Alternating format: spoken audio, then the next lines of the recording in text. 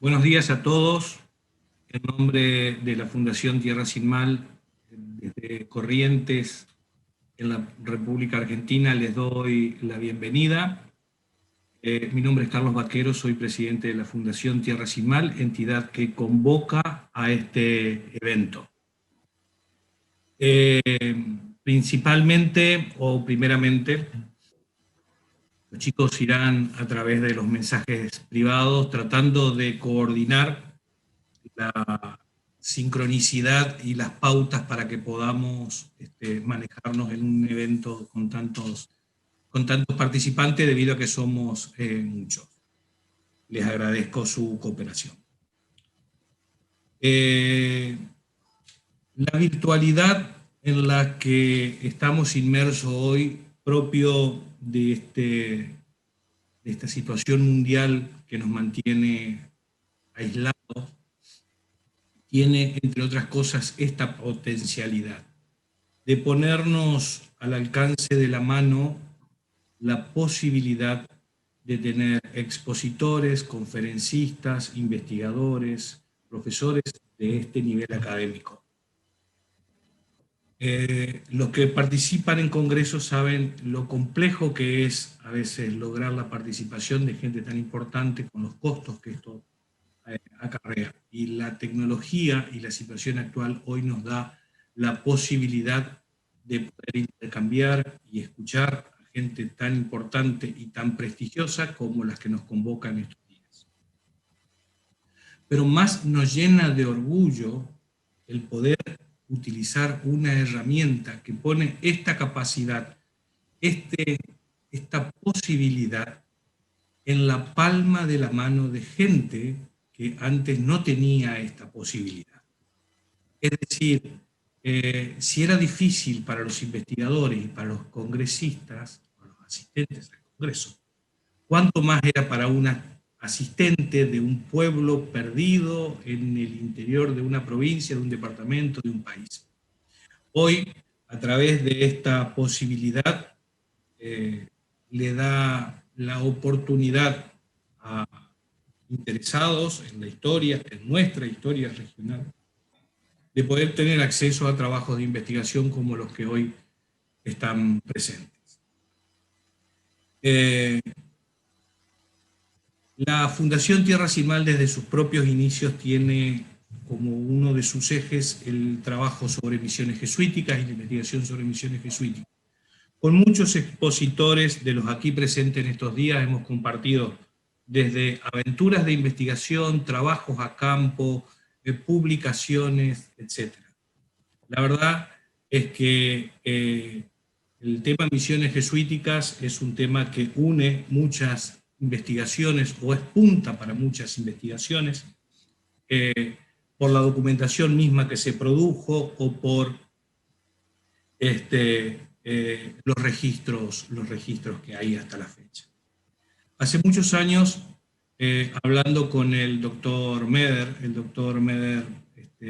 me manifestaba su opinión de que el tema era como que se estaba agotando, como que se volvía, porque ya habíamos hablado un poco de todo y la verdad es que estábamos cayendo en cuestiones redundantes. La posibilidad del acceso a la tecnología, los métodos de digitalización, la globalización y los viajes, las vías de comunicación nos han dado de un tiempo a esta parte la posibilidad del acceso a nuevos documentos. Todos saben lo que era antes tratar de viajar a hacer una investigación en el Instituto Iberoamericano de Berlín o al Archivo de Indias de Sevilla, lo que implicaba para ir a buscar. Y hoy lo buscamos desde nuestros lugares de investigación, desde nuestros lugares de trabajo. Esto nos ha abierto un campo enorme en la aparición de nuevas documentaciones, de nuevos trabajos, el acceso al trabajo de otros investigadores, lo que nos permite permanentemente reinterpretar, reinventar, reinvestigar cosas que estábamos dando por sentadas. volver a investigar documentos sobre los que trabajó Guillermo Furlong, nos despierta la sensación de algunos errores propios de la época o de la falta de herramientas de la época y que hoy podemos chequearlo y corroborarlo de otra manera. Esto es lo que hoy nos permite la tecnología, este es el mundo en el que hoy estamos viviendo, esto es desde donde hoy estamos mirando nuestra historia. Agradezco a todos la participación, agradezco al equipo técnico de la Fundación Tierra Sin Mal, que ha hecho un esfuerzo enorme por tratar de coordinar estas cosas, aunque parezca mentira, todavía hay gente que se está inscribiendo en este momento, y estamos tratando la posibilidad de darle acceso a todos.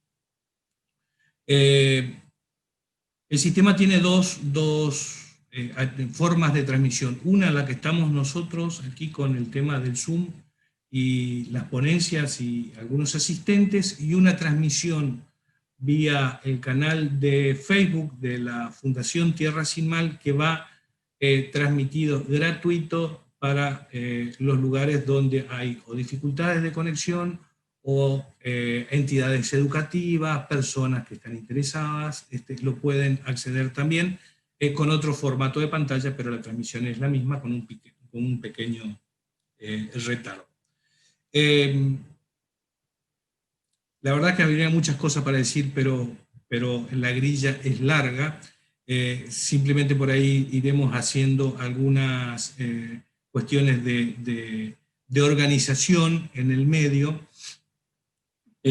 como para poder mantenernos en orden. La intervención va a ser para las consultas posterior a las ponencias. Le vamos a pedir a todos que apaguen sus cámaras y que la vuelvan a encender al momento de las preguntas, cuando tengan preguntas para hacer.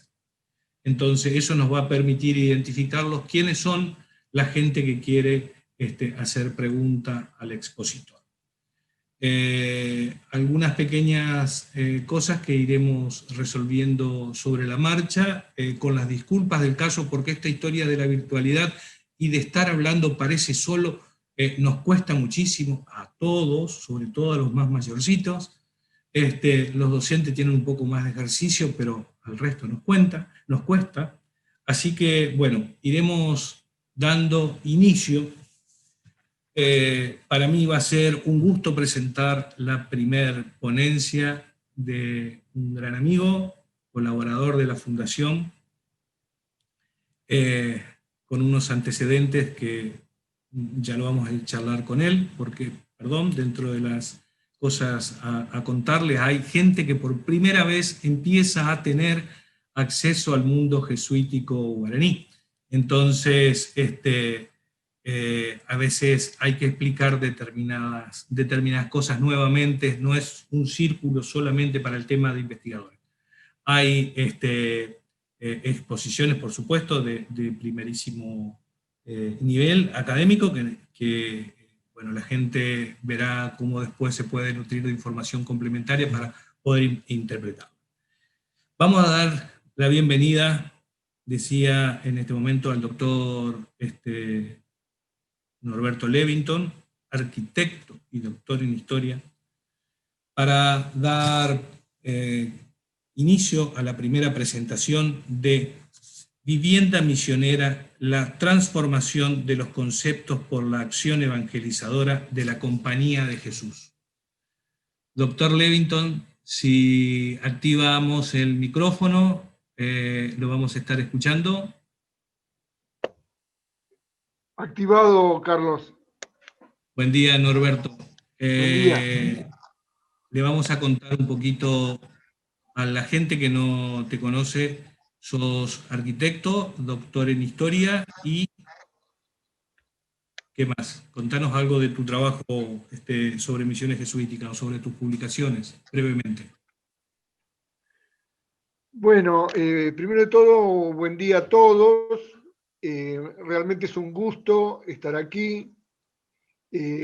Creo que la pandemia ha provocado, incentivado y construido una comunicación inédita. Creo que eso va a ser muy positivo para el estudio de las misiones jesuíticas. Perdón, ¿quién tiene micrófono abierto, por favor? Correcto, perdón, Norberto.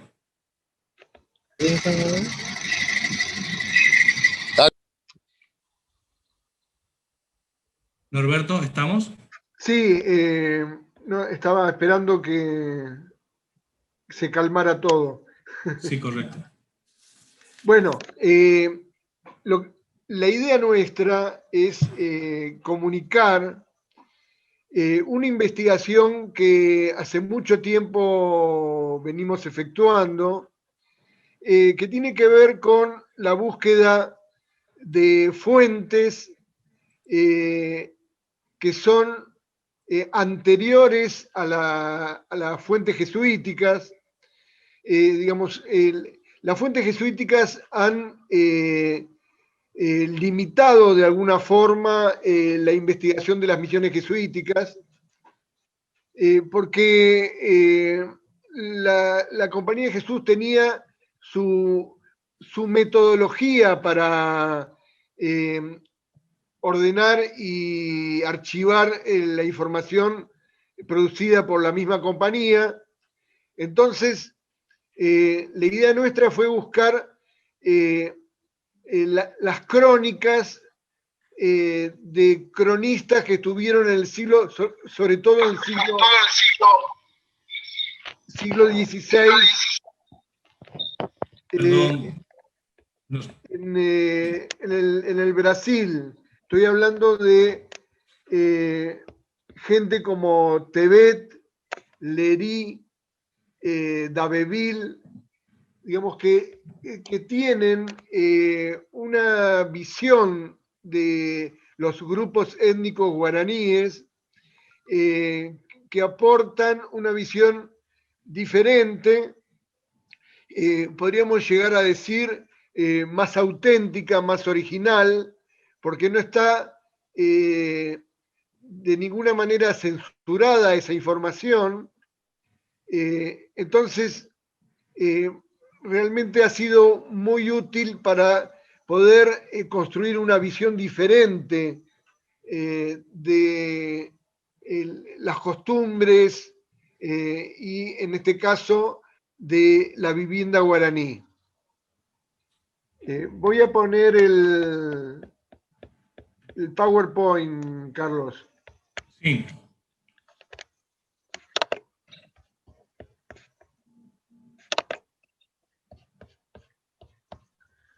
Bueno, el trabajo se llama La vivienda de los pueblos misioneros, la transformación de los conceptos por la acción evangelizadora de la Compañía de Jesús.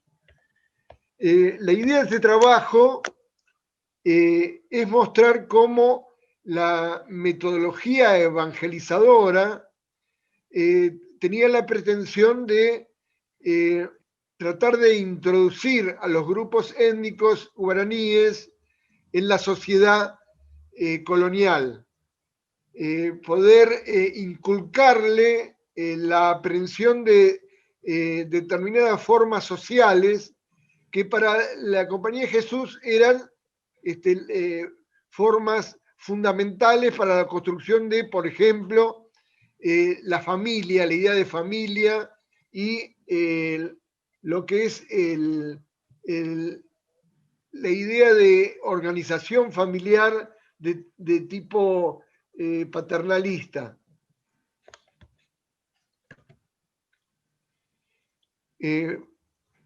Son importantes documentos como mapas, en este caso un mapa que es de 1620 y pico, donde muestra una imagen de las casas en el pueblo de San Ignacio de Ipaúmbuzú, en el Guairá. Esto es interesante, digamos, desde el punto de vista de ver, por ejemplo, dónde está el acceso a la vivienda. Vemos otro tipo de de dibujos, en el caso de Staden, en el dibujo de una aldea guaraní, donde los núcleos habitacionales, noten que no digo casa ni vivienda, sino hablo de núcleo habitacional, porque tiene otras funciones aparte de la de vivienda. Aparece la casa grande, aparece con dos tipos de acceso, uno en forma longitudinal y otro en forma transversal. En el caso del mapa, que tiene otra expresión de la casa guaraní, también con un acceso longitudinal, y el tipo de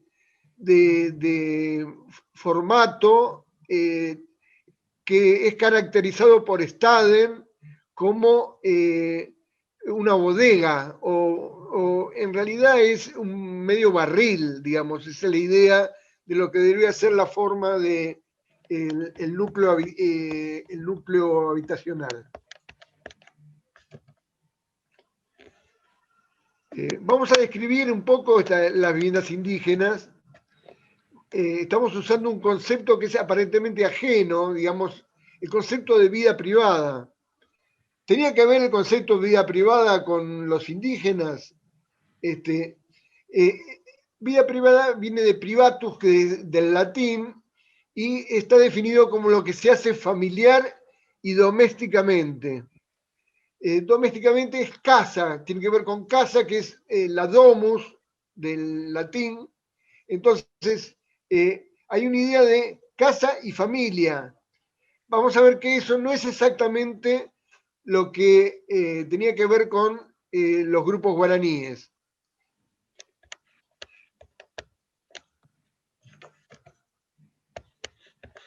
Vemos un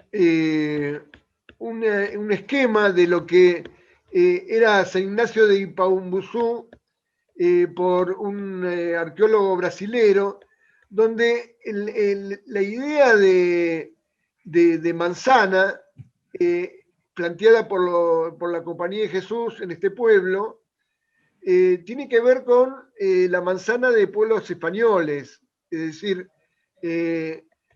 no es la vivienda manzana posterior, sino es la manzana del típico pueblo español, donde las viviendas tienen gallinero, hasta una pequeña huerta, digamos, tienen un terreno dentro de la manzana. Vamos a ver que esto no se utiliza posteriormente. En el caso del otro esquema, es un pueblo de indios nómades, es muy posterior, ya es si el primero es un pueblo de 1620, el segundo es un pueblo de 1730, 1740, donde la vivienda tiene otra caracterización totalmente diferente para lo que es la manzana.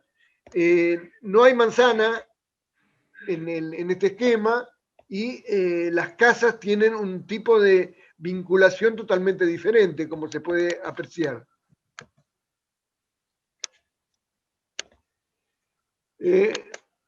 Gran parte de la arquitectura historia de la arquitectura de las misiones jesuíticas ha reducido la interpretación de la vivienda misional a un proceso evolutivo.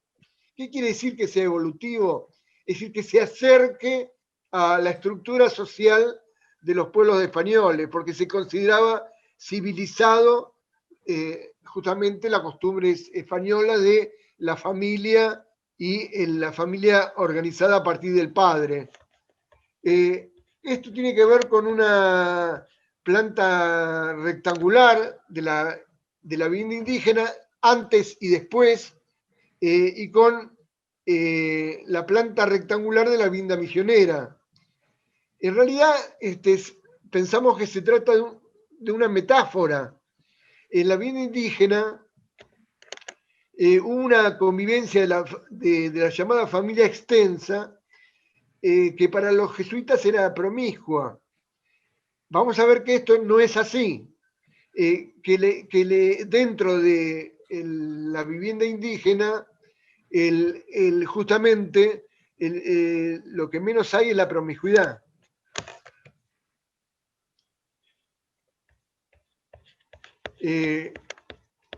Vamos a ver que la historiografía entiende que el indígena acepta vivir en una vivienda misionera a partir de vivir toda la familia en un mismo local. Vamos a ver que esto era exactamente así también en la vivienda indígena, o sea, en el núcleo habitacional indígena.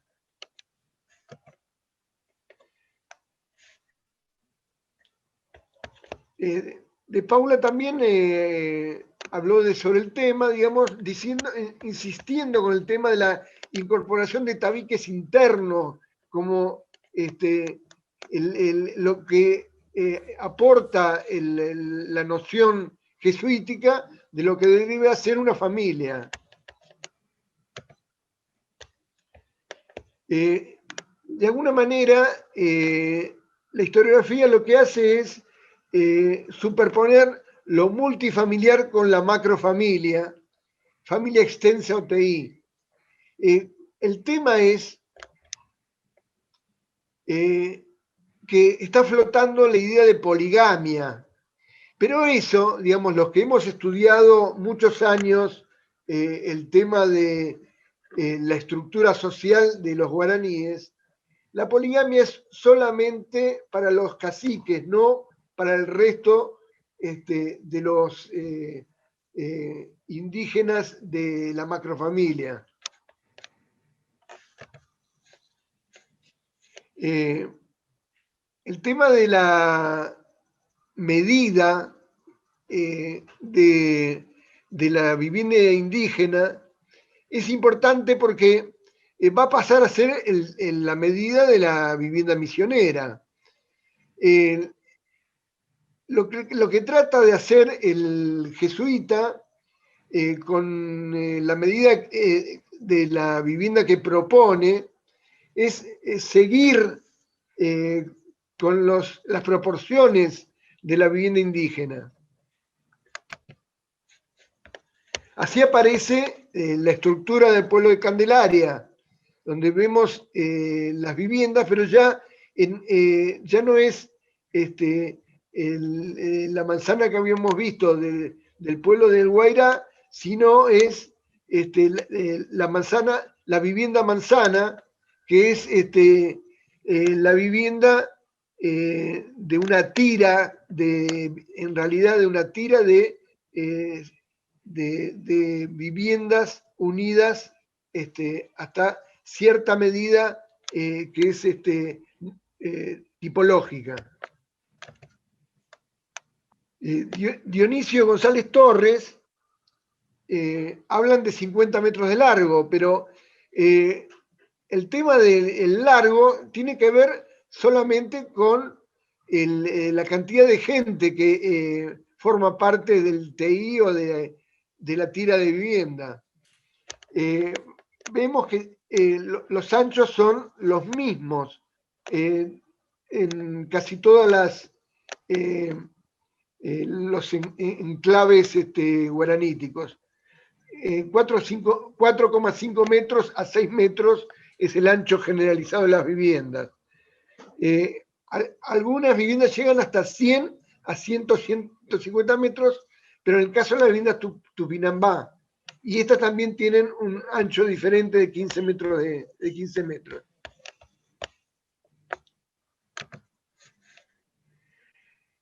Es importante esta idea que planteamos al principio de la utilización de otras fuentes.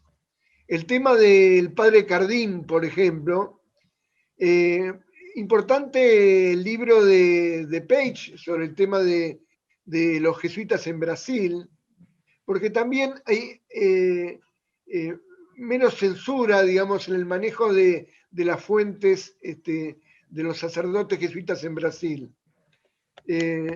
Y acá mencionamos también a André Tebet, que es muy importante sus aportes sobre las costumbres de los indios guaraníes. Vemos el interior de un núcleo habitacional guaraní.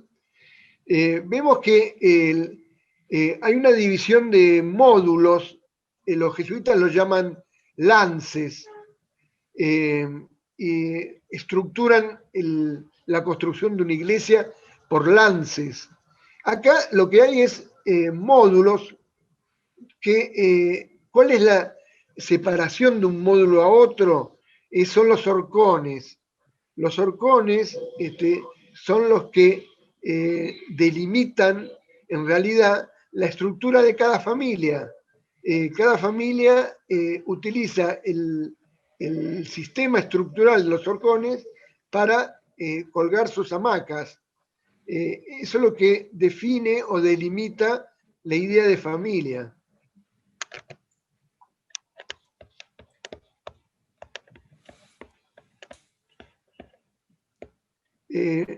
Roque González de Santa Cruz, que interviene en la primera época de la evangelización, habla de costumbres antiguas que provocan perjuicio. El tema es que él plantea construirlo a la manera de los pueblos españoles, que es el esquema que presentamos al principio de San Ignacio de Ipaúmbuzú. Eso es construir a la manera de los pueblos españoles, es delinear la manzana española. Lo que Roque González señala como algo, una costumbre perjudicial, no tiene nada que ver con el tema de la promiscuidad. El padre González de Santa Cruz habla de borracheras y otros crímenes.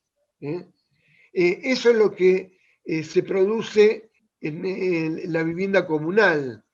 Y ese es lo que trata el jesuita de evitar. Por ejemplo, cuando habla de la reducción de Nuestra Señora de Concepción, uno de los pueblos más tempranos, dice, el cacique con toda su parcialidad vive en una gran pieza, ni tienen otra división o apartamiento estas casas que tienen unos pilares que corren por medio del edificio a trechos y sirven para sustentar la cumbre y de señalar en la vivienda de cada familia, que es el espacio que hay entre uno y otro pilar, uno de esta banda y otro de aquella.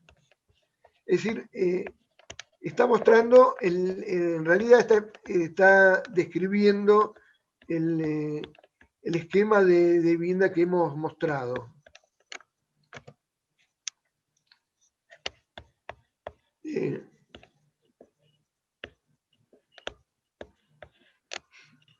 ¿Qué es lo que rompe realmente los jesuitas en las viviendas con separaciones?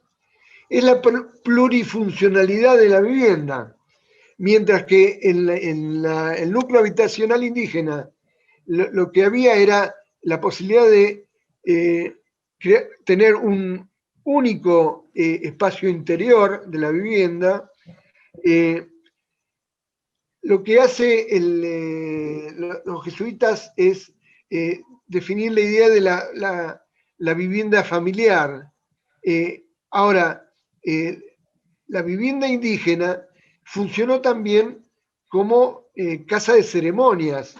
Eso es una plurifuncionalidad que no tiene después la vivienda indígena de la misión.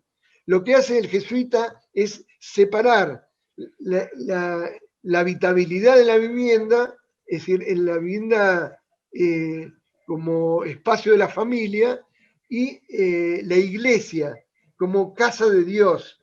En realidad, la casa de Dios es la vivienda indígena sin separaciones. Esa es lo que nos aporta este proceso.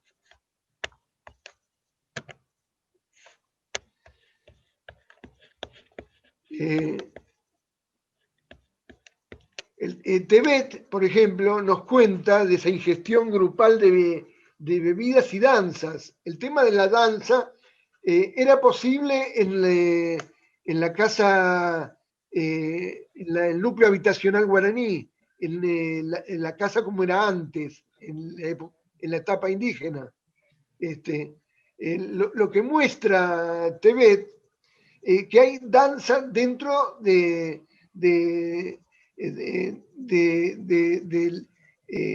el núcleo habitacional guaranítico. Es decir, después vamos a averiguar a través del estudio de la documentación que hay danza dentro de la iglesia. ¿Qué es lo que está pasando? Se reproduce una experiencia del espacio que se da en la vivienda indígena que se vuelve a dar dentro de la iglesia. ¿Por qué? Porque es la casa de Dios, es una casa tal cual como era otra. ¿Cuál es la diferencia? La escala.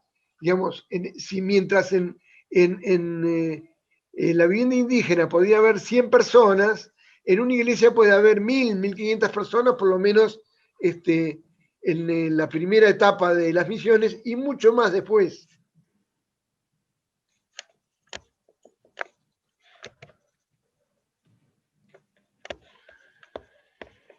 Los jesuitas implementan una estructura que se entiende como un avance en la construcción de la vivienda. El dispositivo tiene fundamentalmente horcones, igual que en la vivienda indígena,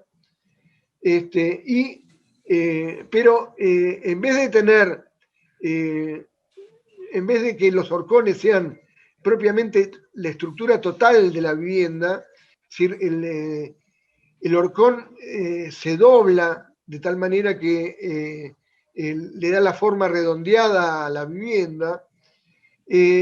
Los jesuitas introducen la armadura de par y nudillo.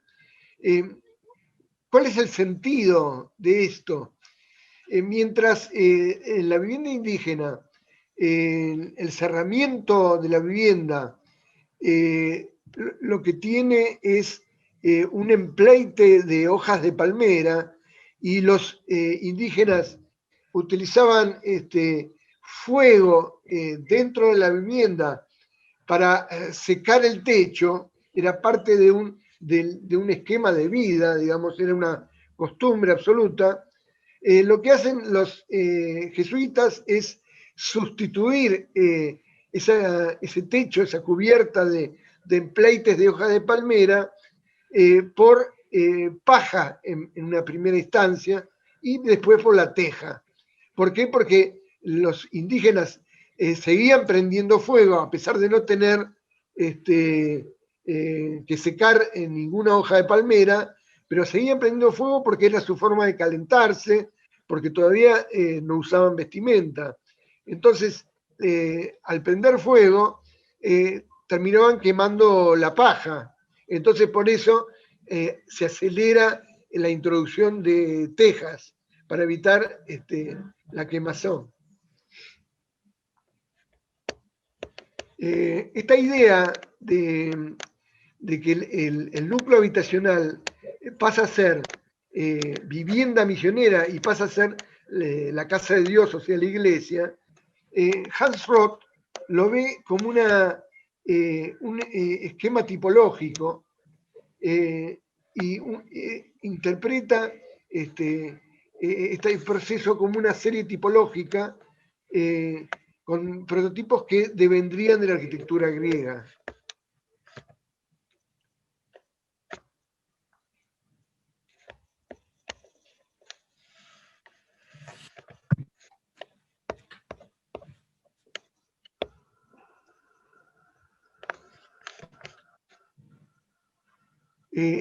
Otro de los aportes de de los jesuitas es el tema de introducir barro en las paredes. Eso es una revolución realmente en el hábitat de los indígenas. ¿Por qué? Porque el hecho de aportar una estructura de maderas cruzadas que se llama estanteo o torchis en Francia, y sellarlo con barro. Roque González, ahora vamos a mostrar una frase de él, habla de eso, de cómo miraron con sorpresa este sistema. Lo que hace es cambiar la temperatura interior de la vivienda. Lo que produce es lo que inercia de la temperatura. La pared gana calor del exterior y lo tira para adentro. Ese proceso, esa inercia térmica, lo que hace es, para un indígena que ya empieza a vestirse, empieza a cambiar toda una serie de costumbres.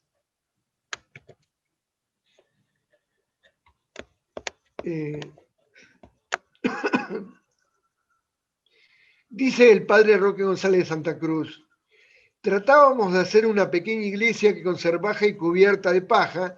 Estos pobrecitos lo son tanto que les parecía palacios reales y mirando hacia el techo hacían milagros. Ambos, habla de él con otro jesuita, embarrábamos a ratos para enseñar a los indios que aún eso no sabían. Es decir, hay una apropiación de una técnica.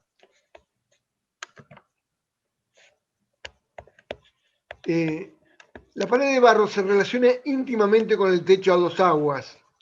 El techo a dos aguas tiene que proteger a la pared de barro de la lluvia, porque si no la lava y termina destruyéndola.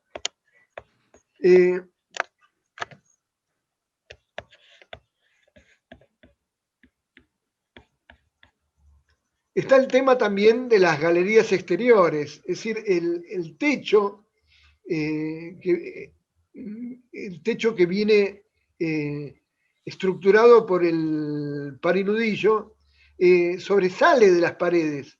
¿Por qué sobresale las paredes? Para proteger a los muros, justamente, estos muros de barro. De ahí viene las galerías de las casas. La pared maciza tiene relación con la permanencia, con el afincamiento de los indígenas por tiempos más largos a los acostumbrados. Es decir, hay toda una serie de cambios en la mentalidad indígena.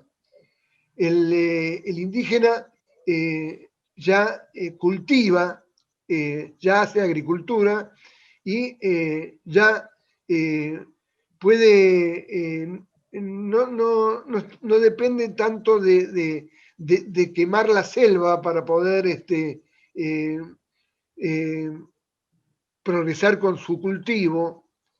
Digamos, no hay tanto cansancio de la tierra, entonces él puede dejar su casa en el mismo lugar. Ahora, el tema de la argamasa, eso lo hemos analizado con la incidencia de la necesidad de reproducir el tema de la colocación de argamasa en los muros, implica la inversión de una fuerza productiva, es decir, en una economía de subsistencia, es decir, cada tanto tienen que agregar tierra en las viviendas.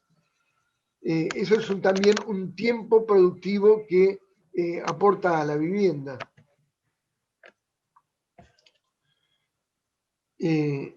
Antes había mudanza a las cementeras cada 4 o 5 años.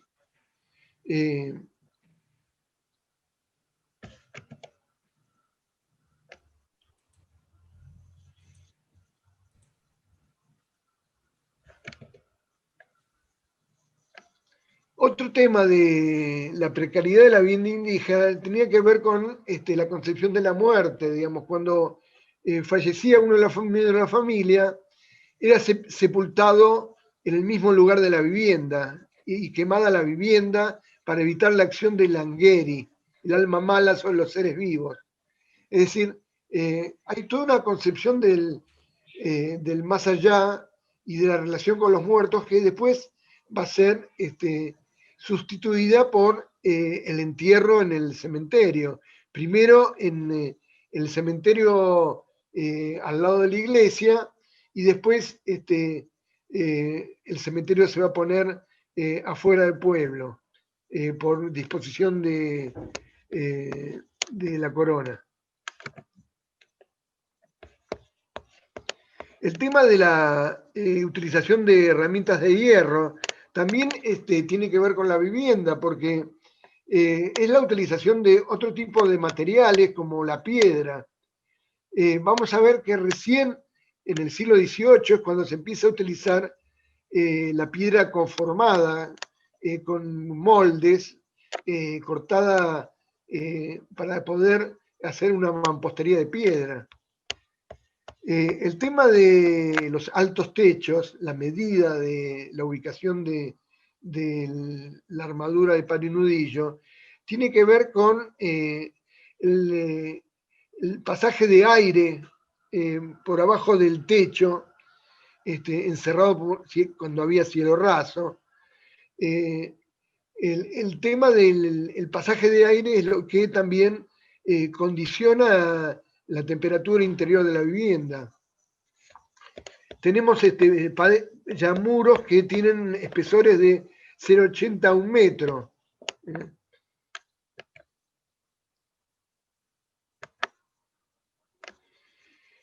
La forma exterior de la vivienda también es importante por el tema de que varios investigadores, como Unkel, por ejemplo, hablan del tema de la casa canoada. Es decir, en realidad se ve la casa como una canoa invertida. Es la idea del diluvio, ¿no? El tema del diluvio, que es parte de la mitología guaranítica y que hemos encontrado en todas partes del mundo, ¿no? La idea del diluvio. Interesante el tema de el pueblo de indios fugitivos de 1736, son indios que huyen y construyen un pueblo en Corrientes. Está organizado ese pueblo de indios fugitivos justamente con la misma organización que los pueblos misioneros. Es el tema de que ellos ya han aprendido esa idea de cómo organizar el pueblo, el tema de la vivienda manzana. Esto también aparece, por ejemplo, en un pueblo que no es jesuítico, San Javierito, en Chiquitos. Tiene una tipología de organización de las viviendas, la llaman casas en procesión. Es justamente la misma organización de los pueblos misioneros.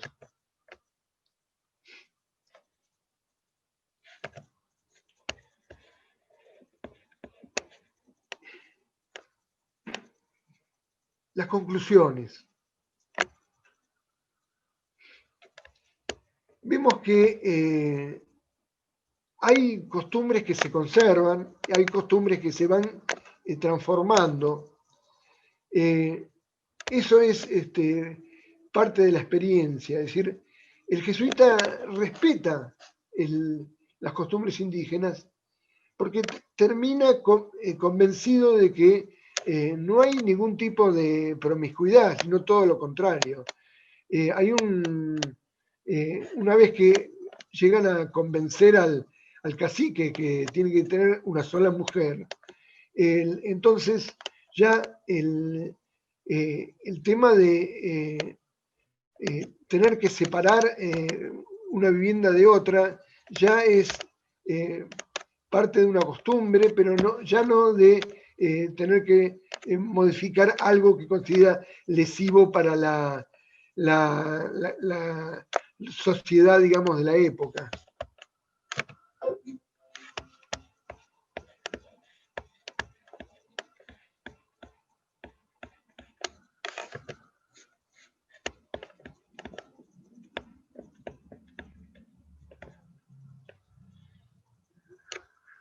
Por eso decimos que variaba la escala, pero se conservaba la tipología, o se continuaba en el espacio, segregando y especializando los sitios arquitectónicos. Es decir, lo que hay son, más que cambios, nosotros los llamamos metáforas.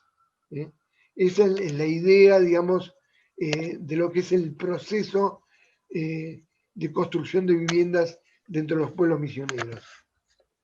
El tema de la danza, que ya lo mencionamos, es una forma básica de religiosidad y experiencia indígena. También, como ya dijimos, tiene continuidad en las iglesias, pero quizás en algunos lugares, como en Chiquitos, sí, a través de la danza, quizás en los pueblos guaraníes tiene más que ver con la procesión. Si la procesión en realidad es una danza, ¿no? Bueno. Norberto, vamos redondeando. Sí, termino. Como ha afirmado Bartomeu Meliá, las nuevas casas marcan una ruptura con la materia precedente. Por otra, el cambio es tal que no provoca ruptura. Esa es la idea, digamos, que queríamos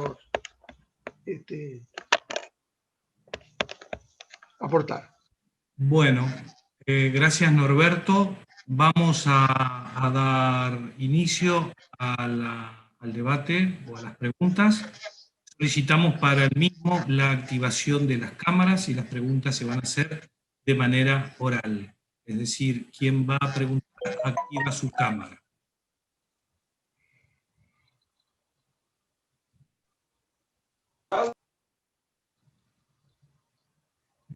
Correcto, las cámaras están activadas entonces, las que consideramos para las preguntas. Vamos a arrancar. Martín Quieto.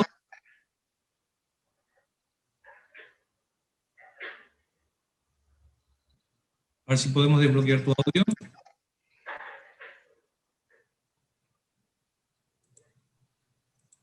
Sí, bueno, hola a todos, hola Norberto.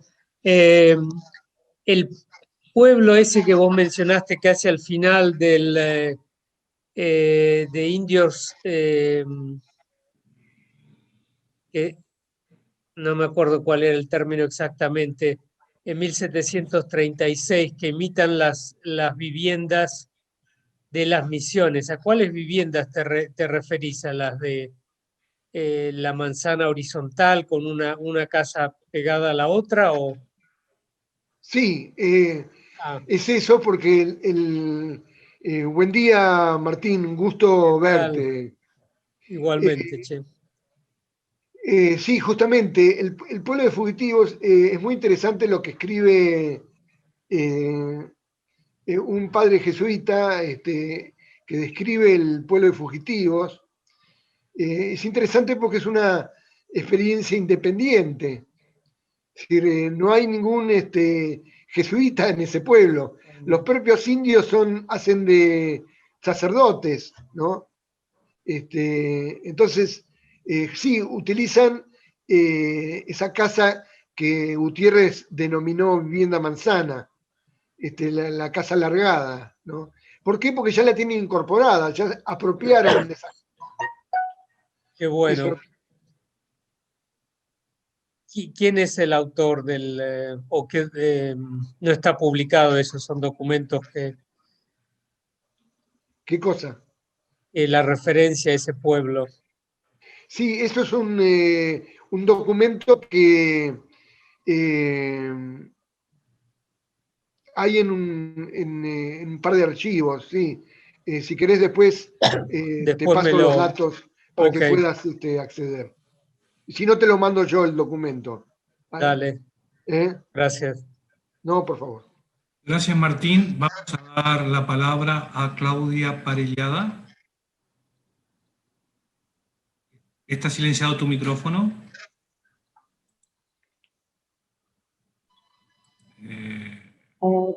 Olá, Norberto, felicitações por tu charla. Amanhã, Davi, Paulo e eu vamos falar um pouco mais sobre San Ignacio del Ipaimbucú.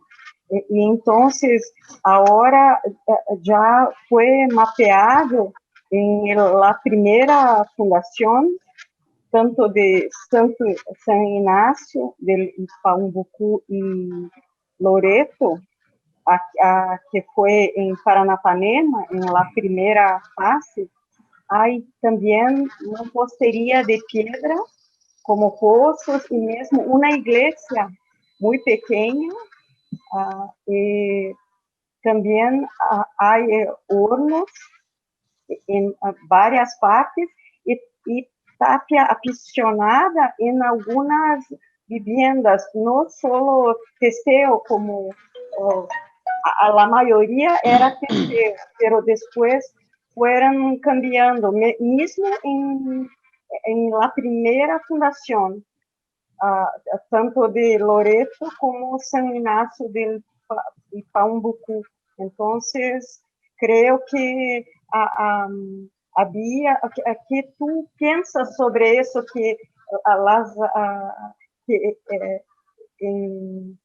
agora com os avanços arqueológicos nessa região, estamos mapeando coisas que não estavam ubicadas. Havia muito mais complexidade nestas primeiras fundações. É isso, quero perguntar a Norberto, que pensas, como pensas lá isso? Gracias. Hola Claudia, ¿cómo estás? Gusto verte. Me parece muy interesante, digamos, lo que me estás diciendo.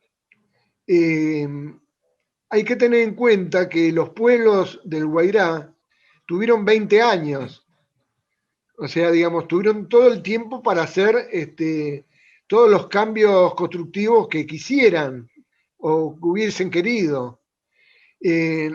Lo que yo creo, por ejemplo, en la documentación sobre este pueblo, por ejemplo, aparecen la utilización de tipología de iglesias que se parecen más a las basílicas.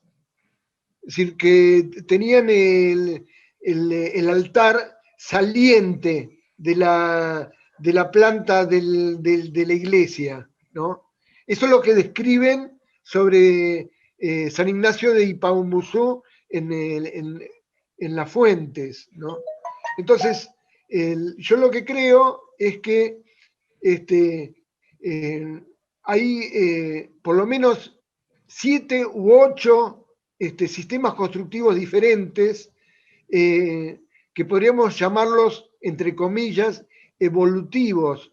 En general aparecen con la pared primero la pared de hojas de palmera, de empleites de hojas de palmera, después aparece el destanteo, es decir, las maderas con barro, después aparece los ladrillos de adobe, después aparece la piedra, o sea, digamos, inclusive la piedra aparece, por ejemplo, en San Ignacio Miní, aparece piedra sin conformar, y hay otra etapa que es la piedra conformada, que es la que aparece en Jesús. Entonces, tenemos que pensar en San Ignacio de Ipaumbucú 20 años de tiempo para tener un proceso evolutivo del sistema constructivo. Gracias.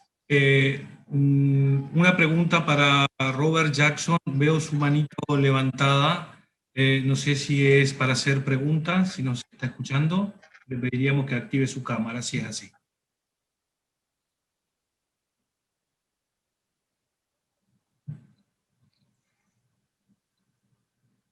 Robert, y el audio, correcto, si podemos reactivar tu audio, si es para... Ahí está, gracias. Más bien un comentario para Norberto. Buenos días a todos de la Ciudad de México, aquí en la madrugada. Comentar que el plan urbano de los jesuitas en las misiones guaraníes, igual que en Chiquitos y en Mojos en el este de Bolivia, era único en las misiones fronterizas de los jesuitas. Quiere decir que tenían éxito en congregar miles de personas en esos nuevos pueblos, y en el norte de México era más problemático. Por ejemplo, en Sinaloa, Sonora, Baja California, en la meseta central, en lo que hoy en día es Chihuahua, que tardaron, y hasta los fines hasta el momento de la expulsión no había implementado ese plan urbano. Y como voy a comentar más tarde, perdón, en mi ponencia, tenía consecuencias demográficas muy graves, porque, como quien dice, estaban viviendo como sardinas en una lata y propagaban fácilmente los contagios, como hoy en día está propagando la COVID-19. Ese es mi comentario, gracias. Muy amable, Robert, muchas gracias. Juan Pedro Campo, estás con cámara activada. ¿Tenés una pregunta? Correcto. Norberto, por mi parte, para consultarte, un tema diario, cotidiano, es el tema de la cocina en la vivienda indígena. El espacio de cocina, no de alimentación, sino de elaboración de los alimentos. ¿Cómo se produce el tema de transición de la vivienda indígena a la vivienda misional en un espacio de cocina? Bueno, Carlos, es lo que hablamos del uso del fuego, ¿no? El tema del uso del fuego, digamos, fue como una especie de presión para cambiar los materiales de la vivienda. Se tuvo que poner teja porque si no se incendiaban todas las casas, ¿no? El indígena estaba acostumbrado a cocinar dentro de la vivienda. Hay un escrito post-jesuítico donde justamente cuentan la impresión que les da a los españoles entrar en la vivienda indígena, ¿no? Lo que debía ser la vivienda indígena con todos los olores de la comida, digamos, y las consecuencias en las paredes y en la forma de utilizar la vivienda, ¿no? Así que bueno. Correcto. Sí. Norberto, muchas gracias por tu participación, por tu ponencia. Te vamos a dejar recuperar un rato y después seguramente volvés en el transcurso de la mañana para ayudarnos con este trabajo de moderación. Muchísimas gracias.